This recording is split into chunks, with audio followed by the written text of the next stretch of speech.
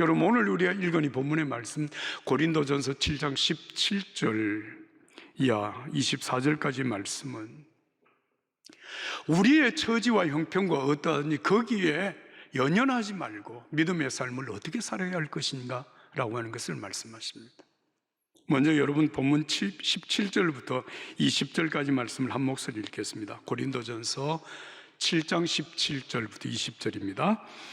오직 주께서 각 사람에게 나누어 주신 대로 하나님이 각 사람을 부르신 그대로 행하라. 내가 모든 교회에서 이와 같이 명하노라. 할례자로서 부르심을 받은 자가 있느냐? 무할례자가 되지 말며, 무할례자로 부르심을 받은 자가 있느냐? 할례를 받지 말라. 할례 받는 것도 아무것도 아니요 할례 받지 아니하는 것도 아무것도 아니로되 오직 하나님의 계명을 지킬 따름이니라. 각 사람은 부르심을 받은 그 부르심 그대로 지내라. 할렐루야. 여러분, 이 고린도 교회가 어떻게 세워졌는지는 그동안 여러분들이 몇 차례 말씀을 드렸습니다. 사도 바울이 2차 전도 여행에 나서서 이 고린도 지역에 1년 6개월을 머물면서 그 많은 어려움 속에서 복음을 계속 전하여 마침내 고린도 교회가 세워졌습니다. 근데 사도 바울이 고린도 교회를 세운 이후에 또 다른 지역에 가서 복음을 전하게 되고 2년 반 정도가 지났을 때에 사도 바울은 에베소에서 복음을 전하고 있었는데 에베소에 있는 바울 사도에게 고린도 교회의 형편이 전해졌습니다. 고린도 교회가 참 어려워졌다는 말씀이에요. 교회 안에서 여러 가지 문제로 말미암아 교인들 간에 갈등이 일어나고 분쟁이 일어나고 참 교회가 어려워졌다라고 하는 이야기를 듣고 사도 바울이 써서 보낸 글이 고린도 전서와 후서입니다. 여기에서 사도 바울은 대단히 중요한 한 가지 사실을 말씀하시는데, 여러분들이 오늘 주님의 부르심을 받아서 주님의 몸된 고린도 교회의 한 지체가 되었다고 하는 사실을 말씀하십니다. 주님의 몸된 교회 한 지체가 되고 성도가 되는 일에는 단 한 가지 조건이 있는데 그 조건이 무엇이냐 하면 하나님이 여러분들을 부르셨다라고 하는 사실입니다. 그래서 오늘 우리가 읽은 17절부터 24절 말씀까지 하나님의 부르심이라고, 이 부르심이라고 하는 단어를 자그마치 9번이나 반복해서 쓰고 있음을 우리가 보게 됩니다. 사랑하는 여러분, 하나님이 우리를 부르셔서 구원하셨고 우리가 하나님의 거룩한 자녀가 되었다고 하는 이 사실이 얼마나 소중한 것인가, 이걸 우리가 알아야 되는데, 마태복음 4장 18절 이하의 말씀을 보면 예수님께서 제자들 시몬 베드로와 안드레를 처음 제자로 부르시는 장면이 나옵니다. 제가 읽습니다. 갈릴리 해변에 다니시다가 두 형제 곧 베드로라는 시몬과 그의 형제 안드레가 바다에 그물 던지는 것을 보시니 그들은 어부라 말씀하시되 나를 따라오느라 내가 너희를 사람 낚는 어부가 되게 하리라 하시니 그들이 곧 그물을 버려두고 예수를 따르니라. 여러분, 이 말씀을 그냥 얼핏 이렇게 읽어가게 되어지면 예수님이 바닷가에 나가서 두 어부를 만나서 제자로 부르셨구나, 이렇게 우리가 이해하게 되죠. 그런데 이 말씀을 조금 주의 깊게 읽어보면 여러분, 굉장히 중요한 뜻이 있어요. 예수님께서 그날 바닷가에 나가신 목적이 있습니다. 그 목적은 제자를 부르시기 위해서 나가셨습니다. 그리고 그 바닷가에 나가서 두 어부가 고기 잡는 것을 보시니 이렇게 말씀했는데, 여기 보셨다라고 하는 말은 그냥 힐끗 지나가다 보았다 그런 얘기가 아니고 그들이 고기 잡는 모습을 유심히 관찰하셨다는 얘기입니다. 다시 말하면 하나님의 나라를 이 땅에 세우는 일을 위하여 저 사람들이 그 일에 합당한 사람인가라고 하는 문제를 두고 예수님께서 세심하게 관찰하셨다는 것입니다. 그리고 그들에게 이렇게 제안을 하죠. 나를 따라오면 내가 이제 여러분들을 사람 낚는 어부가 되게 하겠습니다. 예수님 부르시는 목적을 분명히 밝히십니다. 그러니까 이들이 모든 것을 버려두고 예수님을 따라 예수님의 첫 번째 제자가 되었다는 말씀이에요. 여러분, 이 말씀을 여러분 생각해 보세요. 예수님께서 하나님의 나라를 이 땅에 세울 동력자를 부르실 때 여러분, 지나가다가 아무나 만나서 괜찮겠다 그래서 부르신 것이 아니라 주님의 친밀한 계획과 계획과 그 섭리 속에서 그들을 선택하여 부르셨고, 그 부름을 받은 어부들은 대단한 결단을 하고 예수님을 따랐다는 말씀입니다. 어떻게 대단한 결단을 했는가? 여러분, 지금까지 자기들이 살아온 모든 삶을 다 내려놓고 예수님을 따름으로 제자가 된 것이거든요. 이게 얼마나 대단한 결단입니까? 예수님의 선택도 치밀한 계획과 섭리 가운데서 선택하셨고, 그 선택의 부르심 속에서 따르는 제자들도 정말 엄청난 결단을 통해서 이루어진 것이라고 하는 말씀입니다. 에베소서 1장 3절 이하의 말씀을 보면 그 하나님의 선택과 부르심의 심오한 뜻을 이렇게 말씀하십니다. 하나님 곧 우리 주 예수 그리스도의 아버지를 찬양합니다. 하나님은 그리스도 안에서 하늘에 속한 모든 신령한 복으로 우리에게 복을 주신 분이십니다. 하나님은 세상이 창조되기 전에 그리스도 안에서 우리를 선택하셔서 사랑 가운데서 그 앞에 흠이 없게 하셨습니다. 하나님은 그분의 기뻐하시는 뜻을 따라 우리를 예정하셔서 예수 그리스도로 말미암아 하나님의 양자가 되게 하셨습니다. 여러분, 오늘 저와 여러분들이 하나님의 부르심을 받아서 하나님의 자녀가 된 것, 이게 여러분 얼마나 대단한 하나님의 일이었는가라고 하는 것을 말씀하시는 거예요. 세상이 창조되기도 전에 이미 하나님은 우리의 구원을 계획하셨다. 이 계획하셨다는 말을 예정하셨다라고 하는 말씀으로 기록하고 있고, 이 예정하신 하나님의 사람들을 부르시기 위하여서 하나님이 친히 인간이 되어 세상에 오셔서 직접 우리를 부르셨다고 하는 예수 그리스도의 부름으로 말씀하고 있습니다. 사랑하는 여러분, 오늘 우리가 예수 믿고 구원받았다고 하는 것이 여러분 우연한 사건이 아닙니다. 어쩌다가 된 일이 아닙니다. 하나님의 이 완벽한 계획 속에 선택과 부르심으로 이루어진 것입니다. 오늘 하나님께서 저와 여러분들을 선택하신 이 선택이 얼마나 위대한 선택이고 그 부르심이 얼마나 놀라운 부르심인가라고 하는 사실을 깨닫게 된 것입니다. 그래서 로마서 11장 29절에 하나님의 은사와 부르심에는 후회하심이 없다고 말씀을 하셨어요. 후회함이 없다고 하는 이 말은 하나님의 선택과 하나님의 부르심에는 결코 취소되거나 무효될 수 있는 일은 없다는 얘기입니다. 저는 가끔 제가 정말 하나님의 종으로서 이렇게 살면서 때로는 하나님께 내가 미치지 못하는 부분이 있구나는 사실들을 생각하게 되면 하나님 앞에 주저하지 않고 회개하며 여기까지 왔습니다. 그러나 오늘 제가 하나님 앞에서 그리고 여러분 앞에 이렇게 서서 목회자로 살아온 것은 내가 회개하고 내가 정직하게 살았기 때문이기도 하겠지만 그보다 더 큰 것은 하나님이 나를 예정하시고 선택하시고 부르심의 은혜 때문에 하나님 앞에 있음을 저는 믿습니다. 우리의 믿음이 그렇습니다. 여러분, 오늘 본문으로 들어가 보게 되면 이 하나님의 완벽한 계획과 선택과 부르심을 통해서 세워진 교회가 고린도 교회입니다. 그런데 이 고린도 교회 안에 할례를 받았느냐 할례를 받지 않았느냐라고 하는 이 문제를 가지고 교인들이 서로 갈등하고 문제가 일어나고 있었습니다.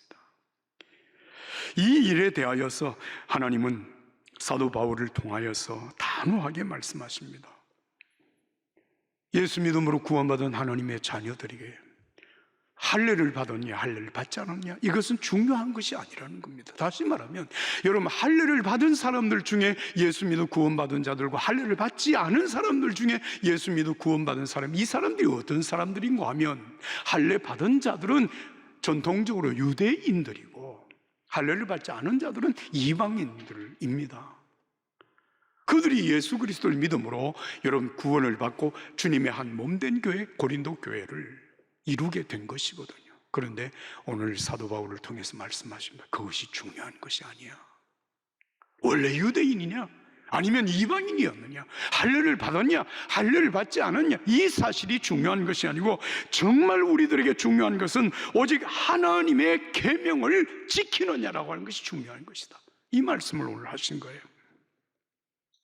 할례를 받지 않은 상태에서 부름을 받았다면 할례를 특별히 지울 이유도 없고, 할례를 받지 않은 사람은 굳이 다시 할례를 받아야 될 이유가 없다. 하나님의 말씀에 순종하고 하나님의 말씀을 지켜가는 것이 우리 신앙생활의 가장 중요한 일이라고 말씀하신 것입니다.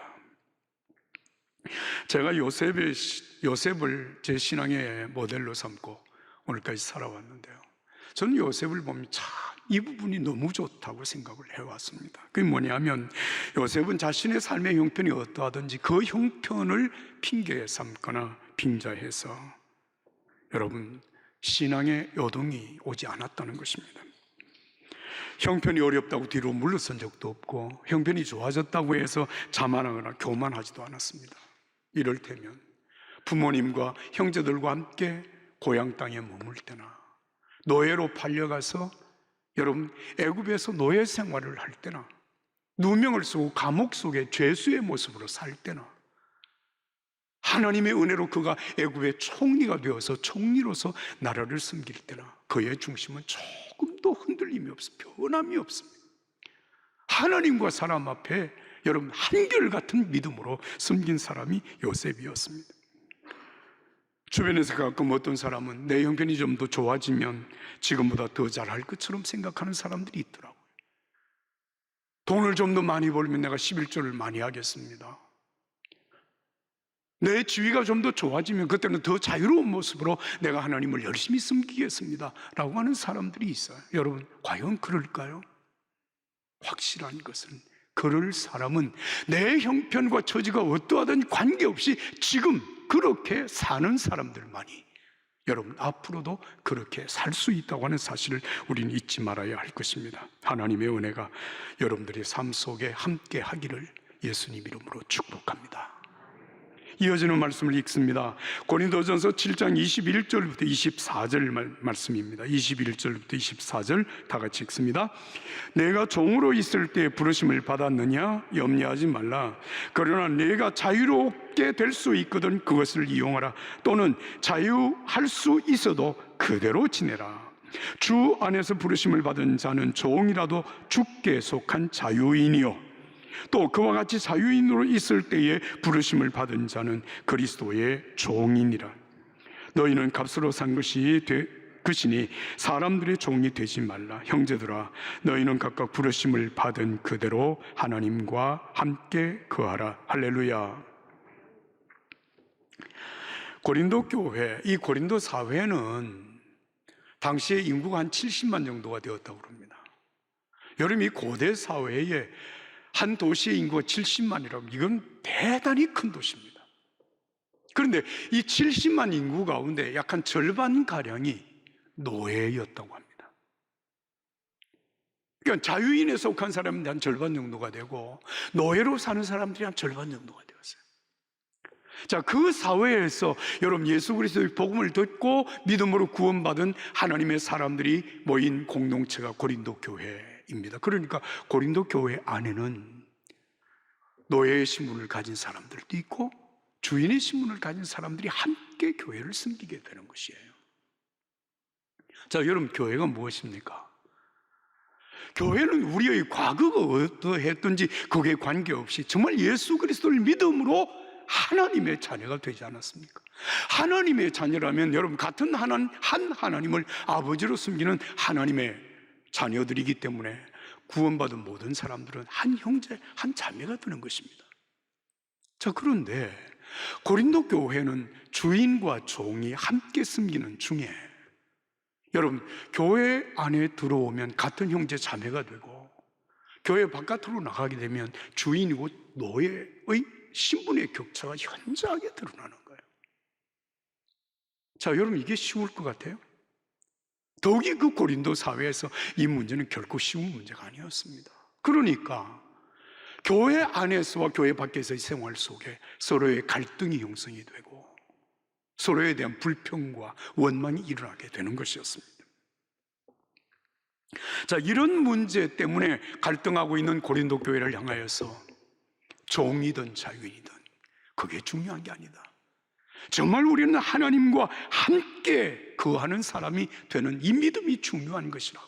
우리는 예수 그리스도의 핏값으로 사심받은 주님의 것이라는 것입니다.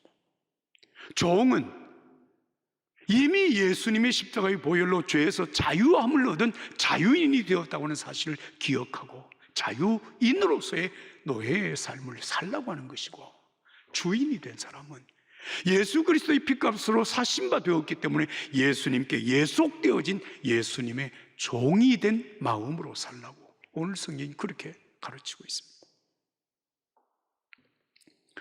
제가 교회를 섬기는 중에 언젠가 한 학교의 교감 선생님이 장로님이 되셨어요. 참 신실한 장로님이신데, 그런데 그 같은 학교의 교장 선생님이 새신자로 등록을 했습니다. 자, 학교에 가면 교장 선생님, 그 다음에 교감 선생님 이렇게 되고, 교회에 오면 교감 선생님, 장로님과 초신자예요. 제가 그 사실을 알고 이 두 분의 관계가 어떻게 갈 것인가를 유심히 지켜보았습니다. 그런데 그 교감 선생님, 장로님은 참 신실한 믿음의 사람이었어요. 교회 안에서도 그 교장 선생님을 깍듯하게 존중하고 교장 선생님 잘 섬겼어요. 결국은 그 교장 선생님 세례를 받고 신실한 믿음의 사람이 되었습니다. 교장 선생님이 나중에 하시는 말씀이, 참 우리 교감 선생님은 훌륭하십니다. 정말 훌륭한 장로님이십니다. 그렇게 말씀하시는 것을 제가 들었어요. 학교에서나 교회에서나 하나님 앞에서 내가 어떻게 섬기며 살 것인가라고 하는 것에 대하여서 그 장로님은 갈등을 느낀 적이 없었던 분입니다. 사랑하는 여러분, 우리가 노예냐 아니면 주인이냐, 내 신분의 위치가 어디냐라고 하는 것을 관계없이 우리는 예수님의 십자가의 보혈로 핏값으로 구원받은 예수님의 사람들입니다. 예수님의 마음으로 여러분 모든 사람을 섬기며 살아가게 될 때 하나님의 뜻이 이루어지고 하나님의 나라가 이루어지는 줄로 믿습니다. 형제들아, 너희는 각각 부르심을 받은 그대로 한번 따라 삽시다. 하나님과 함께 거하라. 한 번 더, 하나님과 함께 거하라. 그렇습니다. 여러분의 신분이 무엇이든 하나님과 함께 거하는 하나님의 사람들이 되기를 예수님 이름으로 축복합니다. 여러분, 우리나라 전국에서 기독교 신자가 가장 많은 지역이 어딘지 혹시 알고 계시나요? 물론 저도 제가 조사를 해봐서 아는 것이 아니기 때문에 혹 잘못을 얘기할 수도 있습니다만은 전라북도 김제라고 하는 곳이 기독교 신자가 가장 많은 지역이라고 알려져 있습니다. 그런데 이 김제에 전설적인 한 교회가 있어요. 조덕삼이라고 하는 사람과 이자익이라고 하는 사람이 함께 교회를 섬긴 교회, 금산교회입니다. 이 조덕삼 장로님은 오랫도록 그 지역에서 살아온 아주 부잣집의 사람입니다. 돈이 많은 부잣집이었습니다. 그런데 이자익이라고 하는 사람은 경상남도 남해군의 한 섬에서 태어나서 17살이 되었을 때까지 아버지와 어머니가 다 세상을 떠나셨어요.